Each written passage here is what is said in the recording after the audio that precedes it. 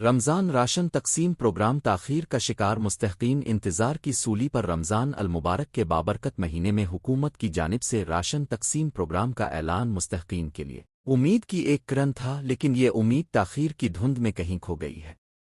ضلعی انتظامیہ کے دعووں کے باوجود راشن کی تقسیم میں سست روی اور بدنظمی دیکھنے میں آ رہی ہے، جس کے باعث عوام میں شدید بے چینی پائی جاتی ہے۔ حکومت کے مطابق ہر یوسی یونین کونسل میں ڈی سی کی ٹیمیں راشن کی تقسیم کے عمل کی نگرانی کر رہی ہیں اور تمام پے آرڈرز جاری ہو چکے ہیں، لیکن عوام کا کہنا ہے کہ آ تو لسٹ میں ان کے نام ہی شامل نہیں، پھر راشن مراکز پر راشن موجود نہیں۔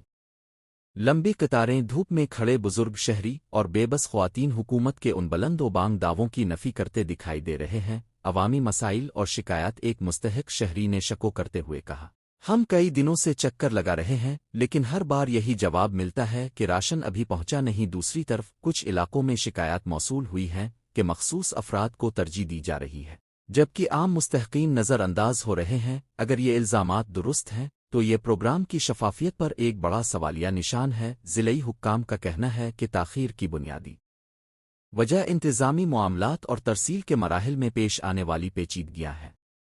ایک اعلیٰ عہدیدار نے نام ظاہر نہ کرنے کی شرط پر بتایا، ہم مکمل ایمانداری سے کام کر رہے ہیں، لیکن کچھ لاجسٹک مسائل کی وجہ سے راشن کی بروقت فراہمی میں مشکلات پیش آ رہی ہیں، تاہم بہت جلد تمام مستحقین کو ان کا حق پہنچا دیا جائے گا۔ کیا یہ تاخیر ناقابل قبول ہے؟ یہ پہلا موقع نہیں کہ ایسے فلاحی پروگرام تاخیر اور بدنظمی کا شکار ہوئے ہوں۔